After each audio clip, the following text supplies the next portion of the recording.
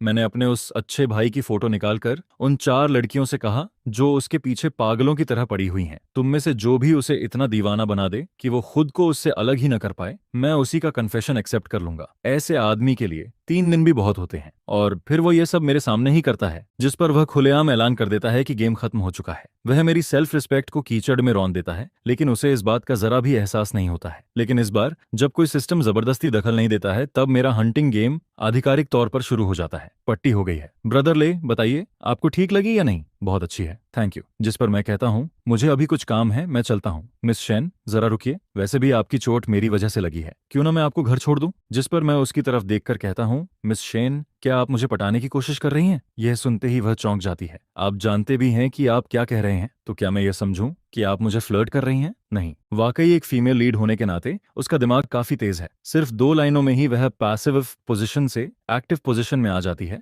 और साथ ही मेरा रिएक्शन भी जान लेती है। जिस पर मैं मुस्कुराकर कहता हूँ, मिस शन खुद चोरी करके शोर मत मचाइए। बस मुझे लगा कि आप मेरे प्रति कुछ ज्यादा ही केयरिंग हैं, इसलिए मैंने ऐसा पूछा। मैं सीधी बात करने वाला इंसान हूँ। अगर मैंने गलत समझा है तो मैं माफी मांगता हूँ। अब क्या मैं जा सकता हूँ? अगर मैं कहूँ कि आपने गलत नहीं समझा तो क्या आप तैयार हैं? जिस पर मैं धीरे से हाथ बढ़ाकर उसके बालों को सहला देता हूँ। ले चैन, मिस शेन फिर से गुस्सा क्यों हो गई? अभी तो आपने ही कहा था कि मैंने गलत नहीं समझा। सिर्फ 10-15 मिनट पहले मिले इंसान के साथ आप इतनी जल्दी हाथ लगाने लगते हैं। सच में मुझे नहीं पता था कि आपकी मैनर्स ऐसी हैं। मैंने कोई गलत हरकत नहीं की, मैंने सिर्फ हाथ लगाया है। इसके बाद मैं दुखी चेहरा बनाकर कहता हूँ, अब तो मेरा कोई घर भी नहीं बचा है। बड़ी मुश्किल से रहने की जगह मिली थी, रास्ते में एक्सीडेंट भी हो गया। मैंने सोचा था कि मुझे कोई दयालु और नरम दिल इंसान मिला है जिसने इतनी प्यार से मेरी पट्टी की, लेकिन आखिर में सब झूठ निकला। मुझे उम्मीद नहीं थी कि आप भी मुझे परेशान करेंगी। चाहे यह ले चेन चालाक हो या नहीं, लेकिन वह बिल्कुल आम लोगों जैसा बर्ताव नहीं करता है। वहीं दूसरी तरफ शेन्यू अपने मन में सोचती है, मेरा मकसद सिर्फ इतना है कि वह मुझसे प्यार करे और मुझे प्रपोज करे। उसके बाद ये गेम खत्म हो जाएगा और मैं खुलकर उसके साथ रह सकूंगी। बाकी सब तो सिर्फ प्रोसेस है, आखिर में रिजल्ट ही सबसे ज्यादा मायने रखता है। जिस पर वह फिर से अपनी जेंटल स्माइल पहन लेती है और धीरे से कहती है, सॉरी ब्रदर चैन,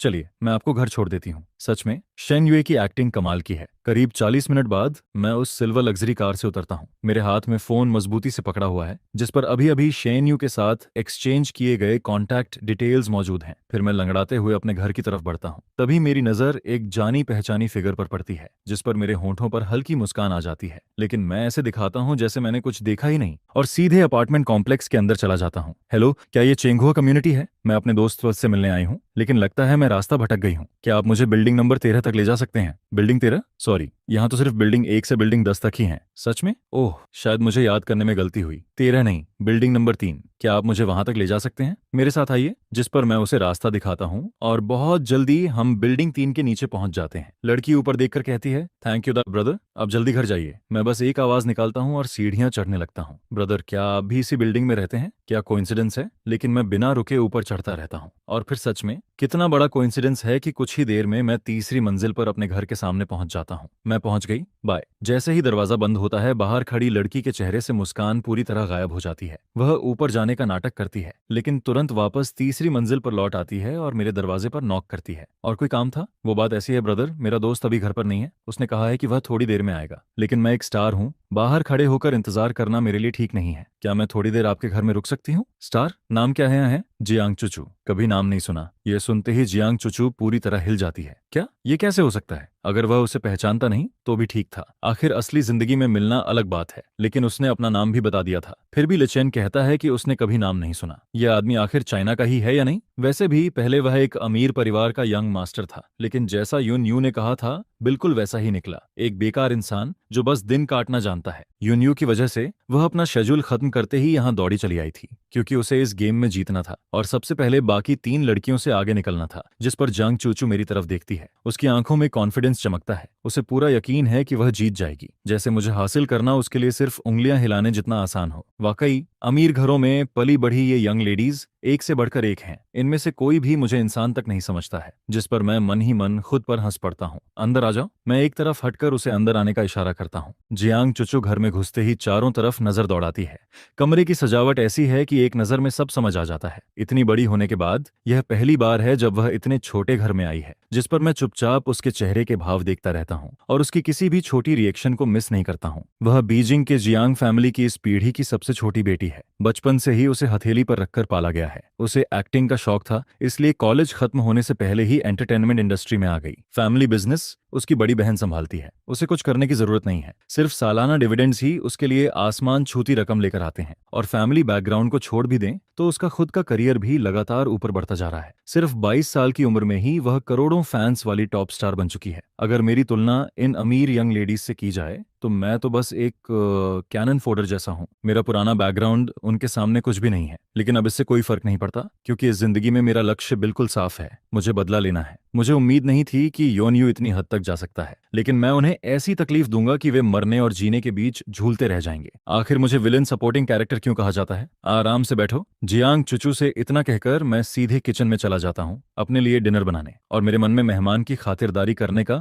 जरा भी इरादा नहीं होता है, जिस पर जियांग चुचू हैरान हो जाती है। आखिर ली चेन इतना शांत कैसे रह सकता है? भले ही वह उसे पहचानता न हो, लेकिन घर में एक अजनबी खूबसूरत लड़की मौजूद है, फिर भी वह बिल्कुल असहज नहीं होता है। न उससे बात करता है न उसकी खातिरदारी, सीधे किचन में चला जाता है। अगर ऐसे ही चलता रहा तो बात नहीं बनेगी, मुझे जल्दी जीत हासिल करनी होगी। यह सोचकर वह तुरंत किचन की तरफ बढ़ती है। फिर वह दरवाजे के फ्रेम से टिककर खड़ी हो जाती है। उसके चेहरे पर चमकती हुई मुस्कान होती है, जो उसकी खूबसूरत फेशियल फीचर्स के साथ और भी ज्यादा आकर्षक लग रही होती है। वह इतनी खूबसूरत थी जैसे किसी पेंटिंग से निकलकर आई हुई हीरोइन हो। पिछले जन्म में मैं उसका वह ठंडा और बेरहम चेहरा पहले ही देख चुका था। जब गेम खत्म हुआ था तब मैं बाकी 3 फीमेल लीड्स के पास सच जानने गया था। एक के बाद एक अनगिनत चोटें खाने के बाद भी मैं अपने अंदर बची आखिरी उम्मीद लेकर उनके सामने गया था, जिस पर मैं उस लड़की की तरफ देखता हूँ जिसने कभी मुझसे मीठी मीठी बातें की थीं। मुझे उम्मीद थी कि उसके अंदर से कम 1% सच्चाई तो सुनने को मिलेगी। भले ही वह योनियू की वजह से इस गेम में शामिल हुई हो, लेकिन शायद उसने कभी मुझे थोड़ी सी सिंसियरिटी दी होगी। लेकिन जिस पल उसने अपना हमेशा वाला मासूम और प्यारा स्माइल हटाया, उसकी आंखों में मेरे लिए सिर्फ नफरत नहीं बल्कि घिन दिखाई देती है। ऐसा लगता है जैसे मैं कोई गंदगी हूँ जो उससे चिपकी हुई है, जिस पर मैं मन ही मन सोचता हूँ कि यह भी एक्टिंग की बहुत बड़ी मास्टर है। ब्रदर, आज क्या स्वादिष्ट बना रहे हो? वैसे मैं भी अभी तक खाना नहीं खाई हूँ। अगर पॉसिबल हो तो मेरे लिए भी एक पोर्शन बना दोगे? दुर्भाग्य से वह अपनी अदाएं एक अंधे इंसान को दिखा रही थी। मेरे चेहरे पर कोई बदलाव नहीं आता है। पिछले जन्म में उस चेहरे को देखने के बाद और उसकी असली पहचान जानने के बाद मेरे अंदर बची हुई आखिरी उम्मीद भी पूरी तरह खत्म हो गई थी। ऊपर से देखने पर ऐसा लगता है कि 4 बेहद खूबसूरत देवियां मेरे पीछे पड़ी हैं, लेकिन सच्चाई ये है कि शुरू से आखिर तक मैं उन चारों औरतों का सिर्फ एक खिलौना था। और जियांग चुचू जैसी मीठी बातें करने वाली लेकिन अंदर से जहरीली औरत से निपटने का सबसे अच्छा तरीका उसका मुखौटा उतारना नहीं है, बल्कि उसे धीरे धीरे अपने रिदम पर नचाना है। उनको जीतने की कोशिश करने से बेहतर है कि उन्हें ही पूरी मेहनत लगाकर मुझे जीतने पर मजबूर किया जाए। दूसरी तरफ जियांग चुचू को बिल्कुल भी अंदाजा नहीं था कि मैं उसे पहले ही पूरी तरह पढ़ चुका हूँ। वह चुपचाप दरवाजे पर खड़ी रहती है और लगातार मुझे देखती रहती है। तुम हरा प्याज और धनिया खाती हो? अचानक मेरी आवाज सुनकर जियांग चुचू होश में आती है। उसे एहसास होता है कि वह मुझे घूरते घूरते खो गई थी, जिस पर वह हल्का सा खांस कर जवाब देती है। इसी दौरान उसके दिमाग में एक अजीब ख्याल आता है, अगर ब्रदर चेन कभी गहरी मोहब्बत से उसे आई लव यू कहे तो वह कैसा लगेगा। वह अब भी इसी बारे में सोच रही होती है कि तभी अचानक होश में आती है और देखती है कि मैं पॉडरकिट में एक बहुत बड़ा नूडल्स का कटोरा लेकर उसकी तरफ आ रहा हूँ, जिसमें पहाड़ जितना हरा प्याज और धनिया भरा हुआ है। हॉलवे काफी तंग होता है,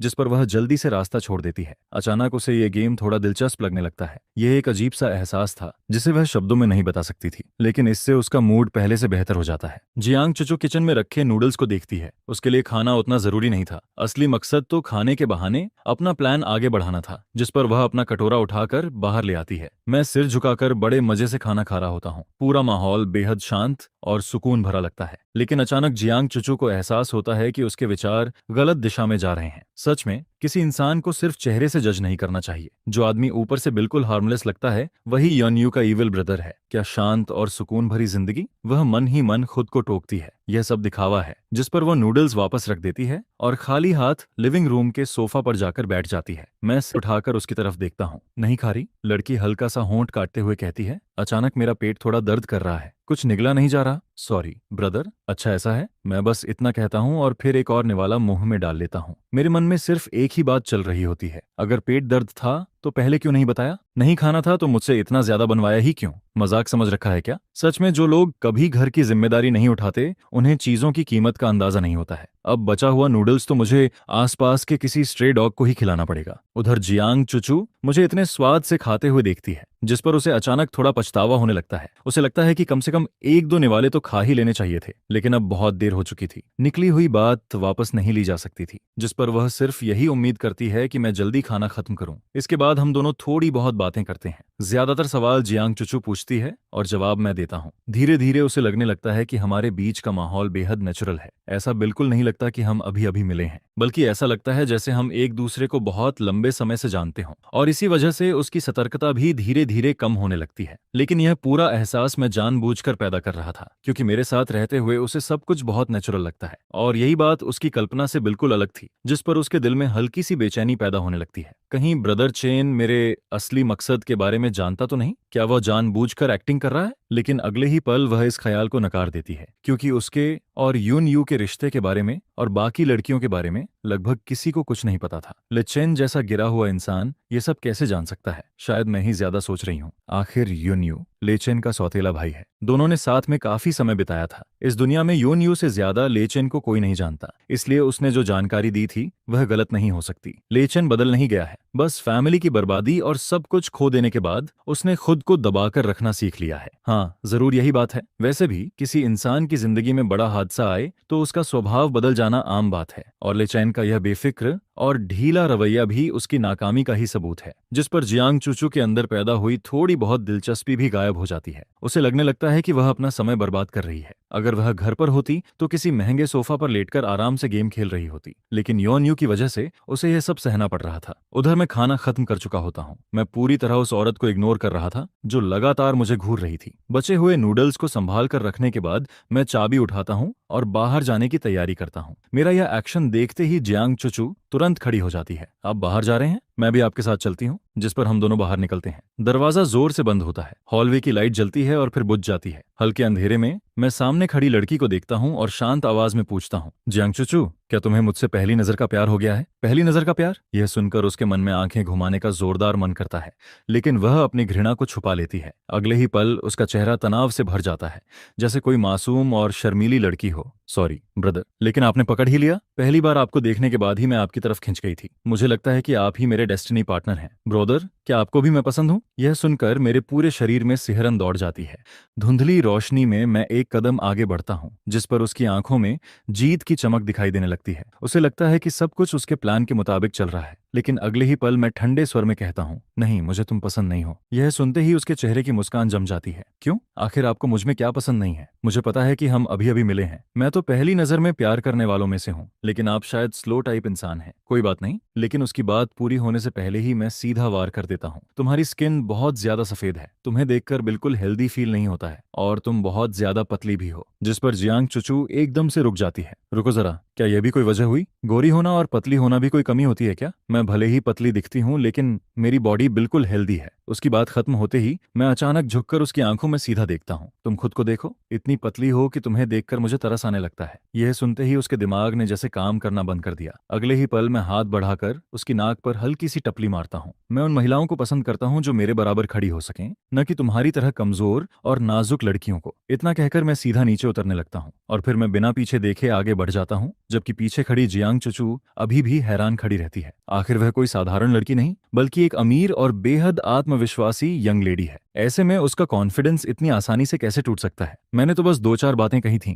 उन शब्दों में कोई खास ताकत भी नहीं थी, लेकिन फिर भी उसकी सेल्फ रिस्पेक्ट पर सीधा वार हो चुका था। अगर कोई कमजोर है तो उसे खुद को मजबूत बनाना चाहिए। कुछ और झटके खाने के बाद उसे समझ आ जाएगा कि मुझे जीतना इतना आसान नहीं है। मेरे सामने सिर्फ खूबसूरत चेहरा दिखाने से कोई फायदा नहीं होने वाला, लेकिन अगर क्रेडिट कार्ड दिखाया जाए तो वह अलग बात है। फिर तो गर्लफ्रेंड क्या, मैं उसका बेटा बनने के लिए भी तैयार हो जाऊं। उधर जियांग चुचू के मन में अभी अभी आया विचार पूरी तरह बदल चुका था। मैंने जो कहा था कि यह आदमी बोरिंग है, वह बात वापस लेती हूँ। यह आदमी सच में बहुत दिलचस्प है, इतना दिलचस्प कि अभी इसी वक्त इसका गला घोंटने का मन कर रहा है। जो चीजें हमेशा से उसका गर्व रही थीं, वही चीजें मेरी नजर में कमियां बन गई थीं। यह आदमी सच में अच्छाई की कदर करना नहीं जानता। वाकई एक गनवार आदमी है। जितना ज्यादा वह सोचती है, उतना ही ज्यादा गुस्सा होती जाती है। खासकर जब वह मेरा पूरी तरह इग्नोर करने वाला रवैया देखती है तो और भी ज्यादा चिढ़ जाती है। है, जिस पर वह जल्दी से मेरे पीछे भागती है और मेरा हाथ पकड़ लेती है। वाकई एक टिपिकल अमीर यंग लेडी का गुस्सैल स्वभाव, लेकिन मेरे साथ खेलना उसके बस की बात नहीं थी। अगले ही पल मैं उसका हाथ झटक देता हूँ।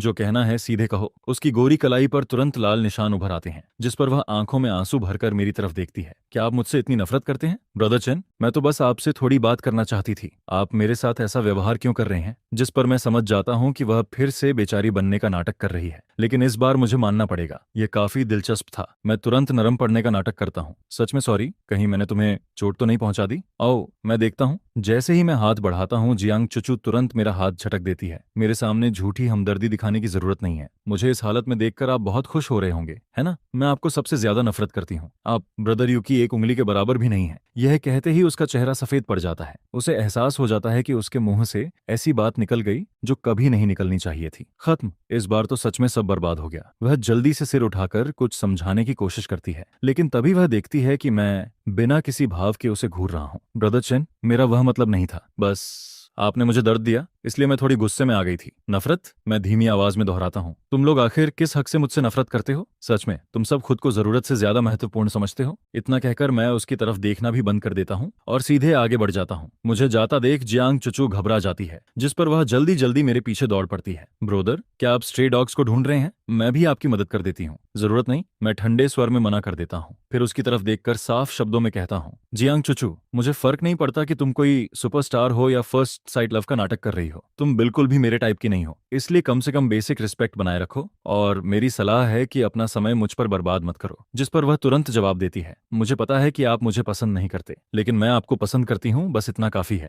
मुझे यकीन है कि अगर मैं हार नहीं मानूंगी तो एक दिन आपका दिल जरूर बदल जाएगा। यह सुनकर मुझे फिर से यूनियो की याद आ जाती है। उसका असर सच में कमाल का था। एक के बाद एक लड़की सिर्फ उसकी वजह से मेरे साथ अच्छा बनने का नाटक कर रही थी, जिस पर मेरे अंदर घिन की लहर दौड़ जाती है। सच कहूं तो मुझे यूनियो का धन्यवाद करना चाहिए। जो करना है करो। मैं बेपरवाही से जवाब देता हूँ। ब्रदर, आप सच में बहुत बेरहम हैं। लगता है मुझे पहले ही आपसे माफी मांग लेनी चाहिए। यह सुनकर मैं फिर सतर्क हो जाता हूँ। अब ये कौन सा नया खेल खेलने वाली है? जिस पर जियांग चुचू गंभीर चेहरे से कहती है, इस दुनिया में 3 चीजें कभी छिप नहीं सकती, गरीबी, प्यार और खांसी। मैं आपको बहुत ज्यादा पसंद करती हूँ, इतना कि खुद को रोक नहीं सकती। भले ही आप मुझे ठुकरा दें, मैं फिर भी आपकी दुनिया का हिस्सा बनना चाहती हूँ। आपका रवैया मेरे प्रति जैसा भी हो, मैं आगे भी आपसे मिलती रहूंगी। यह सुनकर मैं मन ही मन राहत की सांस लेता हूँ। हार नहीं मानेगी? बहुत बढ़िया। इसका मतलब मुझे उसे धीरे धीरे सबक सिखाने के और भी ज्यादा मौके मिलने वाले हैं। जिस पर मैं सीधे कह देता हूँ, तुम क्या करती हो उससे मुझे कोई मतलब नहीं, लेकिन मैं क्या करता हूँ उससे तुम्हारा कोई लेना देना नहीं है। अगर तुमने मेरी जिंदगी में दखल देने की कोशिश की तो फिर मेरी कड़वी बातें सुनने के लिए तैयार रहना। ब्रदर, आप निश्चिंत रहिए,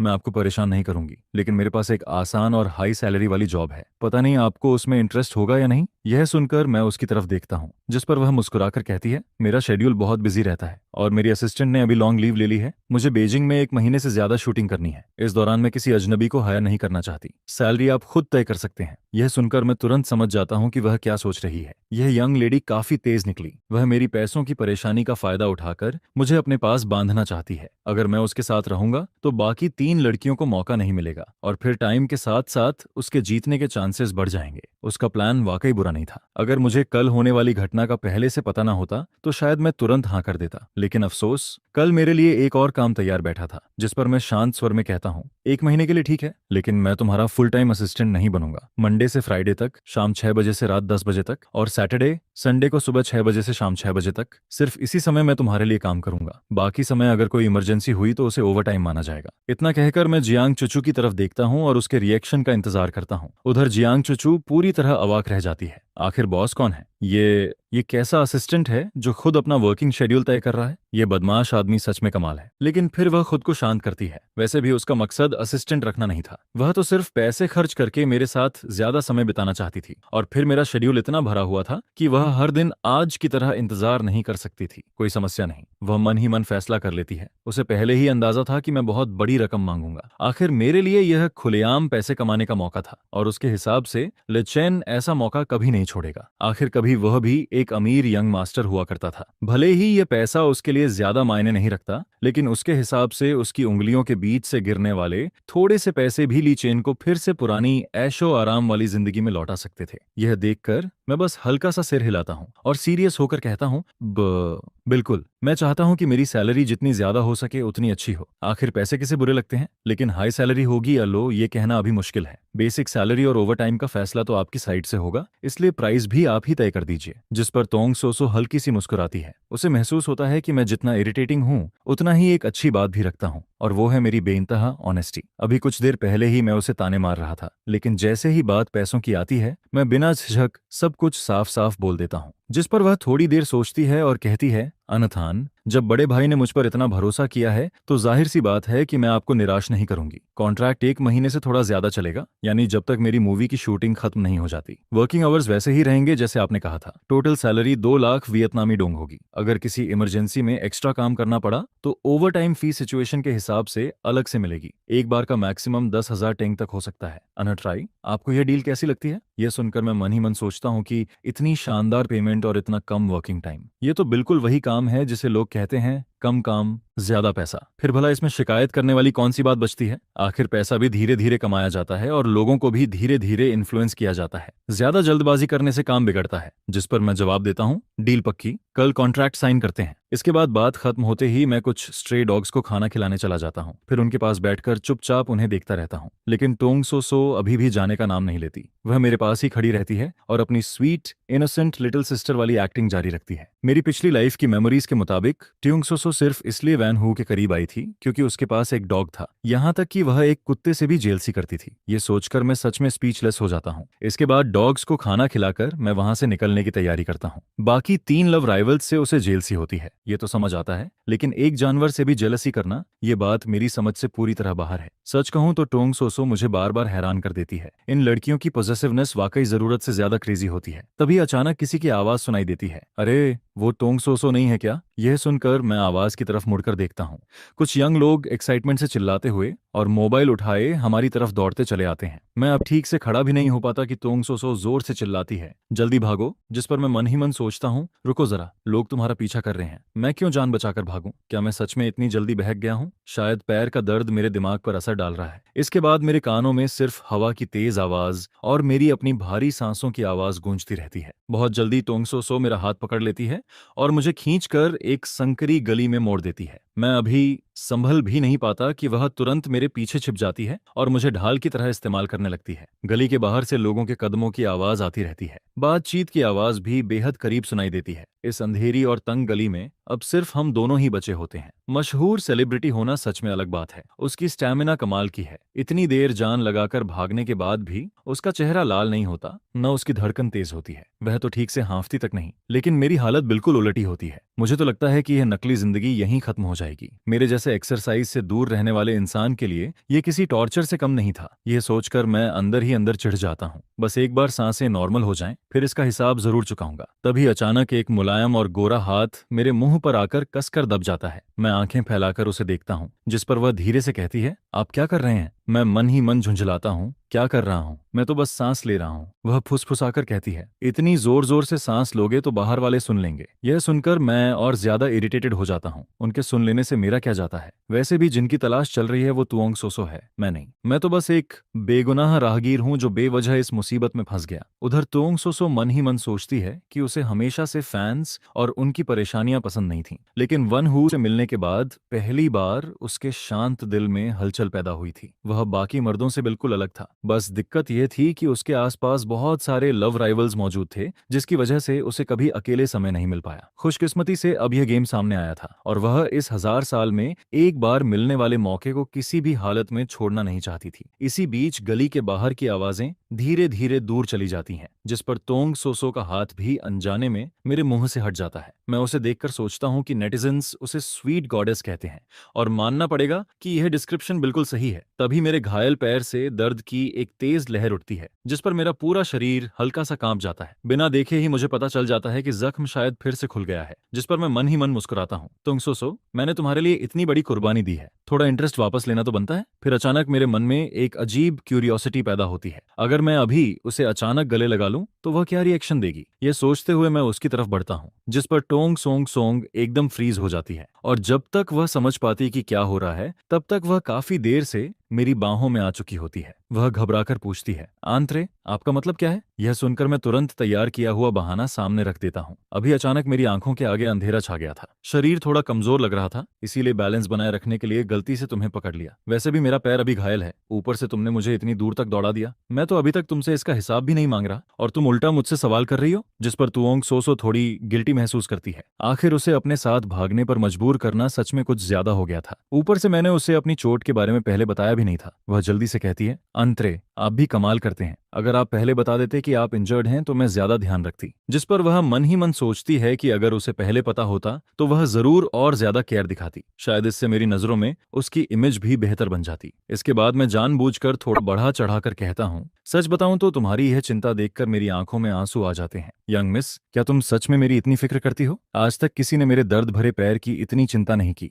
यह सुनकर वह तुरंत जवाब देती है, बिल्कुल, मैं ही तो इस दुनिया में अंश ट्रे की सबसे ज्यादा चिंता करती हूँ। लेकिन यह कहते ही उसे एहसास होता है कि कुछ गड़बड़ हो गई है, जिस पर वह तुरंत उंगली मेरी तरफ तानकर बोलती है, लेथान, कहीं तुम्हारे मन में गलत ख्याल तो नहीं चल रहे? ज्यादा मत बढ़ो। उसे इतना गुस्से में देखकर मैं अंदर ही अंदर मुस्कुराता हूँ। आखिर मैंने कोई झूठ तो बोला नहीं था, लेकिन उधर तुम सो सच में गुस्से से फटने वाली होती है। वह मन ही मन सोचती है कि आखिर इस दुनिया में इतना इरिटेटिंग आदमी पैदा कैसे हो गया। वह अब मेरा चेहरा एक सेकंड के लिए भी नहीं देखना चाहती, लेकिन अगले ही पल फिर स्वीट वॉइस में कहती है, अनहट राई, नाराज मत होइए, मेरा टेम्पर बस थोड़ा तेज है। आपको इंजर्ड देखकर मुझे बहुत बुरा लगा, इसलिए मैं अपनी फीलिंग्स कंट्रोल नहीं कर पाई। मैं बस ऊपर ऊपर से सिर हिला देता हूँ। लेकिन ट्यूंग सोसो के दिमाग में एक ही सवाल घूम रहा होता है, आखिर यह आदमी करता क्या है? वह न तो मुझे पसंद करता दिखता है, न नफरत करता है, लेकिन फिर भी किसी तरह मुझे अपने करीब आने की इजाजत देता रहता है। जितना ज्यादा वह इस बारे में सोचती है, उतनी ही ज्यादा इरिटेटेड होती जाती है। वह मुंह खोलकर मुझे कुछ सुनाने वाली होती है, लेकिन तभी अचानक रुक जाती है, क्योंकि इस वक्त मेरी नजरें सीधे उसी पर टिकी होती हैं। उन आंखों में हल्की सी बेबसी और थकान साफ दिखाई देती है, जिस पर वह अनजाने में नरम पड़ जाती है और धीरे से कहती है, अंतरे, मैं सच में अपनी गलती मानती हूँ। मुझे एक मौका और दे दीजिए। लेकिन जितना ज्यादा कोई इंसान झूठ बोलता है, उतना ही ज्यादा उसे सच साबित करने की कोशिश करता है। और अब तो मैं उसकी बात का एक कौमा तक मानने को तैयार नहीं था। यह देखकर कि मैं उसे पूरी तरह इग्नोर करके आगे बढ़ता जा रहा हूँ, तुओंग सोसो का मूड और खराब हो जाता है, जिस पर वह गुस्से में वहीं रुक जाती है और पैर पटकने लगती है। लेकिन तभी उसके मन में अजीब सा एहसास पैदा होता है। उसे लगता है कि लेथान के आसपास हमेशा एक ठंडी और अकेली हवा मंडराती रहती है, जैसे वह पूरी दुनिया से खुद को अलग कर चुका हो। और यही बात उसे और ज्यादा क्यूरियस बना देती है। यह सोचते ही वह तुरंत मेरे पीछे दौड़ पड़ती है और मेरी शर्ट की स्लीव पकड़ लेती है। गली की धुंधली रोशनी ऊपर से गिर रही होती है। आधा चेहरा रोशनी में और आधा अंधेरे में छिपा रहता है, जिसकी वजह से हम दोनों के एक्सप्रेशन साफ दिखाई नहीं देते। कोई भी दूसरे के मन की बात नहीं पढ़ पाता। अचानक टोंग सो मेरी स्लीव को और कसकर पकड़ लेती है। उसकी आंखें हल्की लाल हो जाती हैं और आवाज में एक घबराहट सी महसूस होती है। यह देखकर मैं भी थोड़ा हैरान रह जाता हूँ। अब ये यंग मिस कौन सा नया ड्रामा शुरू करने वाली है? सच कहूं तो मैं पूरी तरह थक चुका था। आज मेरे पास उसके साथ माइंड गेम खेलने की बिल्कुल भी एनर्जी नहीं बची थी। यह बोरिंग खेल अब मुझे जरा भी इंटरेस्टिंग नहीं लगता, जिस पर मैं सीधा कहता हूँ, मैं कहीं नहीं जा रहा, पहले मेरा हाथ छोड़ो। उधर तोंग सोसो खुद भी हैरान होती है। रुको, मैं कर क्या रही हूँ? मैं खुद एक आदमी को पकड़कर रोक रही हूँ, और वो भी इस इरिटेटिंग आदमी को। यह सोचकर वह खुद को कोसने लगती है। लेकिन अजीब बात यह होती है कि उसके दिल का एक हिस्सा मेरी स्लीव छोड़ना ही नहीं चाहता, जिस पर मैं मुस्कुराकर कहता हूँ, यंग मिस, ये सब क्या है? मुझे घर नहीं जाने दोगी क्या? अगर चाहती हो कि मैं थोड़ी देर और तुम्हारे साथ रहूं तो सीधे सीधे बोल दो। क्या पता मेरा दिल पिघल जाए और मैं मान भी जाऊं। मेरी टीजिंग सुनकर उसका चेहरा तुरंत लाल पड़ जाता है, जिस पर वह घबराकर मेरा हाथ छोड़ देती है और बिना पीछे देखे भाग जाती है। मैं वहीं खड़ा उसकी भागती हुई पीठ को देखता रहता हूँ और मन ही मन सोचता हूँ, पता नहीं इस यंग मिस को फिर कौन सा दौरा पड़ गया। लेकिन कोई बात नहीं, कम से कम अब मैं आराम से घर जाकर सो तो सकता हूँ। आज का दिन सच में बहुत एग्जॉस्टिंग था। सिर्फ इस लड़की से निपटने में ही मेरा आधा दिमाग खर्च हो गया था। इसी दौरान दूसरी तरफ टोंग सोसो अपनी स्पोर्ट्स कार में जाकर बैठ जाती है। थोड़ी देर बाद जब उसकी हार्ट बीट नॉर्मल होती है, तब वह अपना फोन निकालती है। तुरंत एक मैसेज सामने आ जाता है, सोसो, आज तुम लेथान से मिलने वाली थी ना? मुलाकात हुई? उसने तुम्हारे साथ कोई गलत हरकत तो नहीं की? मैंने पहले ही कहा था कि उससे सावधान रहना, खुद का ध्यान रखना। यह मैसेज वॉन हू का होता है। हालांकि इस गेम के रूल्स उसी ने बनाए थे और फेयरनेस बनाए रखने के लिए उसे किसी प्लेयर से प्राइवेट कांटेक्ट नहीं करना चाहिए था। लेकिन फिर भी वह तोंग सोसो की सेफ्टी को लेकर परेशान था, जिस पर उसने आगे लिखा था, सोसो, मेरे पास और कोई तरीका नहीं था। लेथान हमेशा मुझे टारगेट करता रहता है, लेकिन आखिर वह मेरा सौतेला भाई है। मैं उसके खिलाफ सीधे कदम नहीं उठा सकता, इसलिए मुझे तुम लोगों की मदद लेनी पड़ रही है। तुम्हें तकलीफ हुई उसके लिए सॉरी। गेम खत्म होने के बाद मैं इसकी भरपाई जरूर करूंगा। यह पढ़कर टोंग सोसो कुछ देर चुप रहती है, फिर जवाब टाइप करती है, मैं उससे मिल चुकी हूँ, लेकिन सब कुछ आपकी बातों से बिल्कुल अलग निकला। लेथान को मुझ में कोई इंटरेस्ट नहीं है। वह लगातार मुझे दूर धकेलता रहता है, मुझे अपने पास भी नहीं आने देता। यह लिखते समय उसके दिल में अजीब सी फीलिंग्स उठ रही होती हैं, थोड़ा दुख, थोड़ी उलझन और कुछ ऐसा जिसे वह खुद भी समझ नहीं पा रही थी। अगर यह पहले होता तो वान हू के इतने लंबे और केयरिंग मैसेजेस देखकर वह खुशी से पागल हो जाती, शायद पूरी रात जागकर उससे चैट करती रहती। लेकिन इस बार वह सिर्फ एक छोटा सा रिप्लाई भेजती है, समझ गई, मैं अपना ध्यान रखूंगी, उधर मेरी तरफ। एक लंबी और गहरी नींद के बाद मैं आखिरकार जागता हूँ। आंख खुलते ही सिर खुजलाता हूँ और बेड साइड पर रखा फोन उठा लेता हूँ।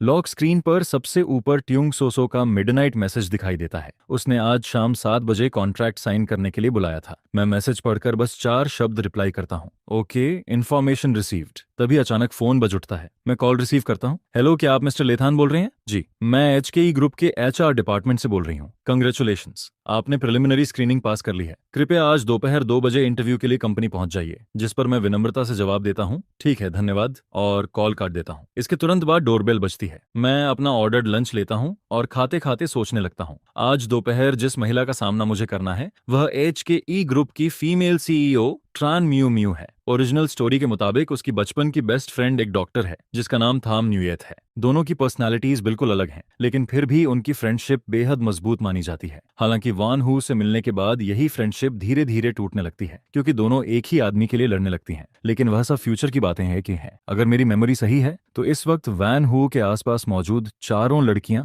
एक फ्रेजाइल बैलेंस बनाए हुए हैं और मेरी एंट्री उसी बैलेंस को तोड़ने वाली चिंगारी बनने वाली है। बस मुझे कैनन फोल्डर की तरह इस्तेमाल करके स्टोरी से बाहर कर दिया जाएगा और फिर उन लोगों का परफेक्ट हैप्पी एंडिंग शुरू हो जाएगा। यह सोचकर मैं ठंडी नजरों से पूरे गेम को देखता हूँ। सच में उस मेन कैरेक्टर की किस्मत कमाल की है। वह मुझे खत्म करना चाहता है, ठीक है, तो फिर मैं भी अपनी सारी चालाकियां, सारे डर्टी ट्रिक्स और सारे हिडन कार्ड्स इस्तेमाल करूंगा और उसकी केयरफुली प्लान्ड स्ट्रैटेजी को टुकड़ों में तोड़ दूंगा। जहां तक उन 4 औरतों की बात है, वे मुझे अपने हिसाब से मैनिपुलेट करेंगी या मैं उन्हें अपने हिसाब से इस्तेमाल करूंगा, यह अभी तय नहीं हुआ है। आखिर यह इमोशनल मैनिपुलेशन का गेम है और यहाँ हमेशा वही शिकारी नहीं होता जो पहली नजर में शिकारी दिखाई देता है। मुझे तो अभी उस फेज का पूरा फायदा उठाना था जब ये सारी औरतें पागलों की तरह मुझ पर पैसे उड़ाने वाली थीं। आखिर आगे के लिए थोड़ा रिटायरमेंट फंड भी तो जमा करना था। इसके बाद ठीक दोपहर के 2 बजे मैं अपनी परफेक्टली प्रेस्ड ऑफिस ड्रेस पहनकर HKE ग्रुप की बिल्डिंग के मेन लॉबी में पहुंचता हूं। तभी बाहर से आवाज आती है, नेक्स्ट कैंडिडेट लेथान, जिस पर मैं गहरी सांस लेता हूं और सीधे इंटरव्यू रूम का दरवाजा खोलकर अंदर चला जाता हूं। अंदर घुसते ही ऑफिस की ठंडी हवा हड्डियों तक उतर जाती है और सामने बैठी वह महिला सिर्फ अपनी कुर्सी पर बैठी होने के बावजूद पूरे कमरे पर दबदबा बनाए हुए थी। तान म्यू म्यू। आखिर हम फिर से आमने सामने आ ही गए। उसकी असली नेचर को जानते हुए मुझे पहले से ही यकीन था कि आज चाहे मैं इंटरव्यू कितना भी खराब क्यों न दूं, आखिर में सिलेक्शन लेटर जरूर मिलेगा, क्योंकि उसकी नजरों में मैं कोई ऑर्डिनरी एप्लीकेंट नहीं था। मैं तो बस एक टूल था, एक ऐसा टूल जिसे इस्तेमाल करके वह वैन हू से रिवॉर्ड हासिल करना चाहती थी। इसीलिए उसने जानबूझकर मुझे कंपनी में बुलाया था ताकि आगे चलकर मुझे आसानी से मैनिपुलेट कर सके। उसकी यही थिंकिंग मुझे अंदर ही अंदर हंसने पर मजबूर कर देती है। तभी सामने बैठी सी अपनी गोल्डन फाउंटेन पेन से मेरी रिज्यूम पर हल्का हल्का टैप करती है, फिर सिर उठाकर कहती है, मिस्टर लेथान, आपने कैम्बन यूनिवर्सिटी से ग्रेजुएशन किया है? मैं शांति से जवाब देता हूँ, जी हाँ, प्रेसिडेंट ट्रान। जिस पर वह आगे पूछती है, कंबन बिजनेस स्कूल में एडमिशन लेना आसान नहीं होता, तो कृपया अपनी प्रोफेशनल क्वालिफिकेशन और कोर कॉम्पिटेंसी प्रूव कीजिए। मैं पहले से जानता था कि वह यही ट्रिकी सवाल पूछेगी, लेकिन मुझे उस यूजलेस यंग मास्टर का इमेज मेंटेन भी करना था, इसलिए मैंने पहले से कुछ आंसर्स तैयार कर रखे थे और इस बार मैं पिछली लाइफ वाली गलती दोबारा नहीं करने वाला था। जिस पर मैं सीधे जवाब देता हूँ, अगर आपको डाउट है तो मैं स्टूडेंट सिस्टम खोलकर दिखा सकता हूँ, मेरे सारे ग्रेड्स वहां मौजूद हैं, आप चाहें तो खुद वेरिफिकेशन भी कर सकती हैं। यह सुनकर ट्रान म्यू म्यू के हाथ में पकड़ी पेन एक पल के लिए रुक जाती है, फिर उसके होंठों पर हल्की सी मुस्कान आती है। तभी बगल में बैठा HR डायरेक्टर खंखारकर बात संभालता है, मिस्टर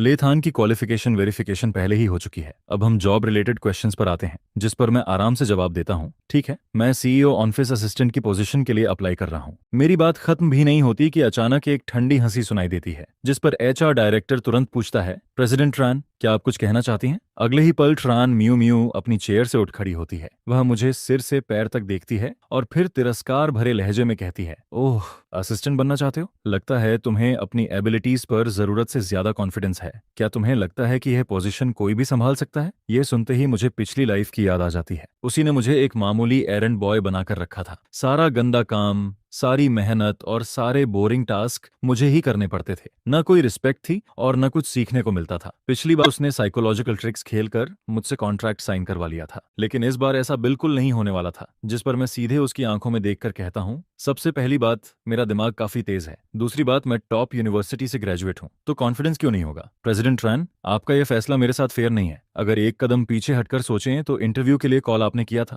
अगर हायर नहीं करना था तो मेरी एबिलिटी को इंसल्ट करने की जरूरत नहीं थी। सच कहूं तो आपकी आज की अप्रोच HKE ग्रुप की हायरिंग फिलॉसफी से काफी अलग लग रही है। यह सुनकर दोनों डिपार्टमेंट हेड्स के हाथों में पसीना आने लगता है। वे चोरी छिपे अपनी बॉस की तरफ देखने लगते हैं। उनके मन में सिर्फ एक ही बात चल रही थी, भाई तू बहुत ज्यादा बोल रहा है, तुझे पता भी है सामने कौन खड़ा है? इंटरव्यू शुरू होते ही बॉस को नाराज कर दिया, क्या तुझे सच में यहाँ नौकरी करनी है? लेकिन मेरे मन में तो कुछ और ही चल रहा था। मैं अब उसकी चालों का मोहरा नहीं बनना चाहता था। वह गेम भी जीतना चाहती थी और मुझे इस्तेमाल भी करना चाहती थी, और ऊपर से मेरे साथ खेल भी खेल रही थी, जिस पर मैं मन ही मन हंसता हूँ। त्रान मियो मियो, आज मैं तुम्हें आसानी से सफल नहीं होने दूंगा। उधर त्रान मियो मियो सच में गुस्से से भर चुकी होती है। उसका सीना तेज तेज उठने लगता है। फिर वह ठंडे स्वर में कहती है, मिस्टर ले, तुम्हारी बातें सुनने में अच्छी लगती हैं, लेकिन काम सिर्फ बातें करने से नहीं होता। CEO असिस्टेंट को हर तरह की इमरजेंसी हैंडल करनी पड़ती है। ये कोई ऐसी पोजीशन नहीं है जहां बैठकर कुछ बड़ी बड़ी बातें कर ली जाएं। अगर कोई गलती हुई तो सिर्फ कॉम्पेंसेशन देकर मामला खत्म नहीं होगा। ऐसे प्रेशर में क्या तुम सच में काम संभाल सकते हो? दोनों डिपार्टमेंट हेड्स मन ही मन प्रार्थना करने लगते हैं, भाई अब बस भी कर, बॉस पहले ही आग बबूला हो चुकी हैं, अब नहीं गया तो सच में फंस जाएगा। जिस पर मैं अचानक सिर हिलाता हूँ, प्रेसिडेंट ट्रैन की बात बिल्कुल सही है, यह जॉब सच में मेरे लिए सूटेबल नहीं है, तो मैं चलता हूँ। यह कहकर मैं बिना एक सेकंड रुके मुड़ जाता हूँ और बाहर निकलने लगता हूँ। मेरे जाते ही दोनों डिपार्टमेंट हेड्स राहत की सांस लेते हैं, लेकिन जब वे अपनी बॉस की तरफ देखते हैं तो उनकी आंखें फटी रह जाती हैं, क्योंकि ट्रैन म्यू म्यू अपनी सीट से गायब हो चुकी थी। जिस पर वे घबराकर बाहर भागते हैं और बाहर निकलते ही एक शॉकिंग सीन देखते हैं। सामने ट्रैन म्यू म्यू तेजी से मेरे पीछे पीछे चल रही थी। वह अपनी कोल्ड इमेज बनाए रखने की पूरी कोशिश कर रही थी और कह रही थी, तुम्हारा कॉन्फिडेंस और एटीट्यूड मैंने देख लिया है। CEO असिस्टेंट की रिक्वायरमेंट से वह परफेक्टली मैच करता है। Welcome to the company. यह देखकर दोनों डिपार्टमेंट हेड्स वहीं के वहीं जम जाते हैं। उनके दिमाग में सिर्फ एक ही बात आती है, कुछ तो गड़बड़ है। उधर मैं उसकी बात सुनकर हंसी रोक नहीं पाता, जिस पर मैं उसके कंधे पर हल्की सी थपकी देकर कहता हूँ, प्रेसिडेंट ट्रैन, आपकी नजर वाकई कमाल की है। चिंता मत कीजिए, मेरे जैसा टैलेंट मिलने के बाद कंपनी बहुत आगे जाएगी। इसके बाद मैं HR डिपार्टमेंट के साथ ज्वाइनिंग फॉर्मेलिटीज पूरी करता हूँ। लेकिन सिर्फ एक दोपहर के अंदर ही कंपनी में मेरे और तान म्यू म्यू के बारे में गॉसिप फैल जाती है। हर कोई एक ही बात कर रहा था। एक हैंडसम आदमी इंटरव्यू में CEO से बहस करता है और आखिर में CEO ही पीछे हट जाती है। ऐसी खबर पूरे ऑफिस में आग की तरह फैल जाती है। कुछ लोग कहते हैं कि हम दोनों दुश्मन हैं, कुछ लोग कहते हैं कि हम दोनों पुराने लवर्स हैं, और आखिर में गॉसिप करते करते सबने मिलकर एक नई कहानी बना डाली। उस कहानी के मुताबिक मैं ट्रैन म्यू म्यू का फर्स्ट लव था। हमारा ब्रेकअप बहुत बुरा हुआ था और अब सालों बाद हमारा रियूनियन हो गया था, जिस पर पूरा ऑफिस अपने अपने दिमाग में रोमांटिक ड्रामा चलाने लगता है। जब मैं कंपनी का टूर पूरा करके CEO सेक्रेटरी ऑफिस में वापस लौटता हूँ तो आसपास बैठे लोग तुरंत मेरे पास आ जाते हैं। एक लड़की उत्सुकता से पूछती है, अरे क्या आप और प्रेसिडेंट ट्रैन पहले से एक दूसरे को जानते थे? यह सुनकर मैं मन ही मन सोचता हूँ, पिछली लाइफ में तो जानते थे, लेकिन बाहर से सिर्फ हल्की सी मुस्कान देता हूँ। हाँ, कुछ हद तक पुराने जान पहचान वाले कह सकते हैं। यह सुनते ही सब लोग एक दूसरे को मीनिंगफुली देखने लगते हैं और तुरंत अपने मन में कंफर्म कर लेते हैं, हो गया, यह जरूर एक्स लवर वाला मामला है। जिस पर अगला सवाल तुरंत आ जाता है, तो पहले आप दोनों का रिलेशनशिप कैसा था? क्या ब्रेकअप बहुत बुरा हुआ था? पिछले जन्म में मेरी हालत कुत्ते से भी बदतर थी और इस ट्रैन म्यू म्यू का भी उसमें बड़ा हाथ था।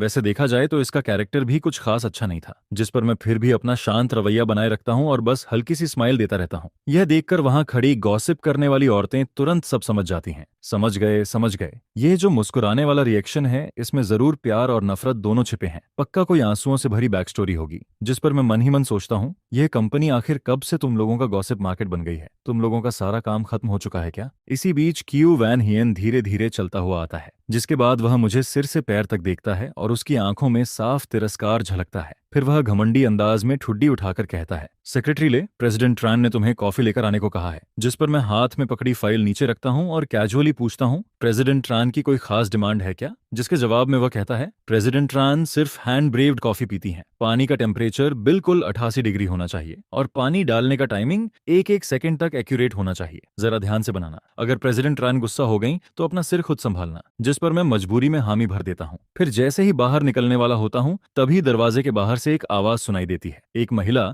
जिसने ग्रे रंग का सूट पहन रखा था दरवाजे से टिक कर खड़ी होती है और हल्की हंसी के साथ कहती है, मैनेजर क्यू, फिर से नए लोगों को परेशान कर रहे हो क्या? मेरे पास कुछ बढ़िया चाय है जो एक क्लाइंट ने गिफ्ट की थी, चखना चाहोगे? जिस पर क्यू वैन हियन ठंडे स्वर में कहता है, नहीं चाहिए, डायरेक्टर ट्रिंक खुद ही रख लो, मैं ऐसी चीजें इस्तेमाल नहीं करता। यह कहकर वह मुड़कर जाने लगता है, लेकिन फिर जैसे उसे कुछ याद आता है, जिस पर वह दोबारा मेरी तरफ मुड़ता है और कहता है, कल रात डिपार्टमेंट की तरफ से न्यू कमर्स के लिए वेलकम पार्टी है, तुम्हें हर हाल में आना होगा, कोई बहाना नहीं चलेगा। इतना कहकर वह वहां से निकल जाता है, जिसके बाद ट्रिन लाम मेरी तरफ देखकर मुस्कुराती है और कहती है, लेथान, तुम उसके रवैये का बुरा मत मानना। स्पेशल असिस्टेंट क्यू हमेशा प्रेसिडेंट तान के पीछे घूमता रहता है। पूरी कंपनी जानती है कि वह उन्हें पसंद करता है, इसलिए उसका ऐसा व्यवहार करना कोई नई बात नहीं है। जिस पर मैं सामने खड़ी महिला को गौर से देखता हूँ। अगर मुझे सही याद है तो ये मार्केटिंग डायरेक्टर ट्रिनलाम है। कहानी में ये मेल लीड के सबसे करीबी दोस्त की गर्लफ्रेंड होती है। पिछले जन्म में हमारा ज्यादा संपर्क नहीं था, हम दोनों बस कंपनी में अपने अपने काम से मतलब रखते थे, इसलिए मैं उसके बारे में ज्यादा नहीं जानता था। लेकिन कहानी के इस पड़ाव के हिसाब से देखा जाए तो वैन हु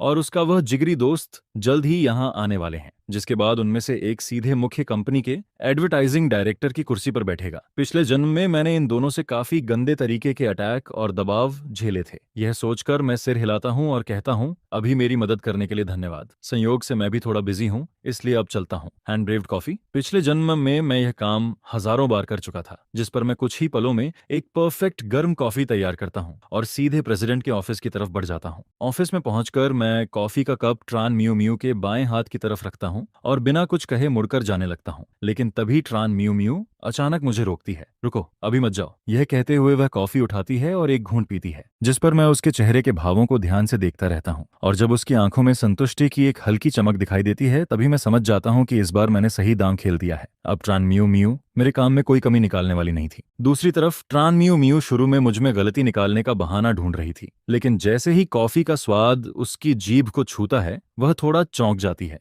क्योंकि यह स्वाद उसकी पसंद के बिल्कुल मुताबिक था। जिस पर वह मन ही मन सोचती है, क्या सच में सामने खड़ा यह इंसान वही साधारण और बेकार आदमी है जैसा उसकी फाइल में लिखा हुआ है? क्यों इसे देखकर बिल्कुल वैसा फील नहीं हो रहा? कहीं ऐसा तो नहीं कि यह अपनी असली काबिलियत छिपाकर बैठा है? लगता है मुझे इस पर और नजर रखनी होगी। यही सोचकर ट्रान म्यू म्यू उस फाइल की सच्चाई पर शक करने लगती है। फिर वह दोबारा अपना ठंडा और ऊंचा रवैया अपनाती है और कहती है, वहां कोने में जाकर खड़े रहो, मैं ये फाइलें खत्म कर लूं, फिर तुम्हें आगे का काम समझाऊंगी। जिस पर मैं खड़ा होकर इंतजार करने लगता हूँ। आधा दिन गुजर जाता है और मैं सोचता रहता हूँ कि यह औरत आखिर कौन सा नया तरीका ढूंढ रही है मुझे परेशान करने का। लेकिन फिर मुझे एहसास होता है कि यह तो स्कूल के बच्चों वाली सजा है। जिस पर मैं ज्यादा बहस करने की बजाय सीधे कमरे में रखी बड़ी कांच की खिड़की के पास चला जाता हूँ और सबसे बढ़िया व्यू वाली जगह पर खड़ा होकर बाहर का नजारा देखने लगता हूँ। यह देखकर ट्रान म्यू म्यू चुपचाप मेरी पीठ घूरती रहती है। उसके होंठ धीरे धीरे भींच जाते हैं और उसकी नजरें ऐसी लगती हैं जैसे मेरी पीठ में छेद कर देंगी। जिस पर मैं मन ही मन सोचता हूँ, इस बाहर के सीन को 10 मिनट देखने के बाद तो कोई भी बोर हो जाएगा। फिर खाली समय में मेरी नजर काम में डूबी ट्रान म्यू म्यू पर चली जाती है। इस एंगल से उसका साइड प्रोफाइल साफ दिखाई देता है। सच कहूं तो वह काफी खूबसूरत लगती है, लेकिन अगले ही पल मैं खुद को संभाल लेता हूं और लापरवाही से पूछता हूं, क्या मैं बैठ सकता हूं? पैर थोड़े दर्द कर रहे हैं। जिस पर ट्रान म्यू म्यू के हाथ रुक जाते हैं। फिर वह बिना ऊपर देखे बस एक शब्द कहती है,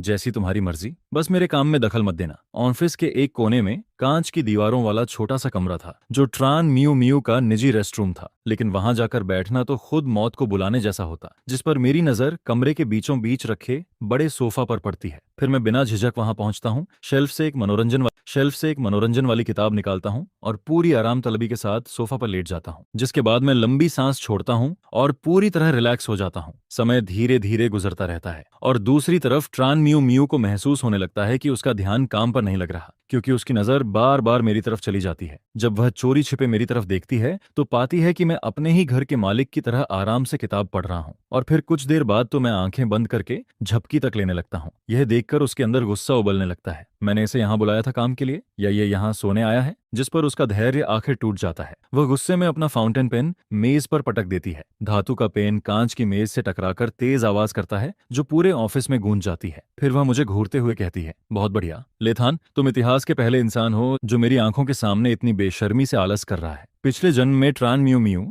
अपने ऊंचे पद का इस्तेमाल करके मुझे हर तरह से दबाती थी। वह हर मौके पर मुझे परेशान करती थी और आखिरी बूंद तक मेरा शोषण करती थी। लेकिन इस जन्म में मैं इतना बेवकूफ नहीं हूं कि फिर से उसकी हर बात चुपचाप मानता रहूं। जिस पर मैं आराम से जवाब देता हूं, डायरेक्टर ट्रैन, आपने मुझे यहाँ नौकरी दी है, लेकिन आपने अभी तक मुझे कोई काम नहीं सौंपा। आपने सिर्फ इंतजार करने को कहा था, इसलिए अगर मैं खाली बैठा हूं तो इसे आपका आदेश मानना ही समझा जाएगा। फिर मैं हल्की मुस्कान के साथ आगे कहता हूं, और वैसे भी जो कॉफी मैंने अभी बनाई थी उसे देखकर तो लगता है कि वह आपके स्वाद के बिल्कुल मुताबिक थी, तो अगर मैं थोड़ा आराम कर लूं तो शायद ये कोई बहुत बड़ी गलती नहीं होगी, है ना? जिस पर ट्रान म्यू म्यू आधे सेकंड के लिए बिल्कुल चुप पड़ जाती है। फिर उसका लहजा पहले से थोड़ा नरम हो जाता है और वह कहती है, ठीक है, रहने दो। आज से तुम मेरे साथ रहकर प्रोजेक्ट्स हैंडल करोगे। मैं अपनी आंखों से देखना चाहती हूँ कि तुम्हारे अंदर आखिर कितनी काबिलियत है। इसके बाद देखते ही देखते आधा महीना गुजर जाता है। इस दौरान थोंग सो सो हर दिन समय पर मेरे घर आती है और पार्ट टाइम असिस्टेंट बनकर मेरे लिए डॉक्यूमेंट्स अरेंज करती है। जिस पर एक दिन वह आखिर खुद को रोक नहीं पाती और कहती है,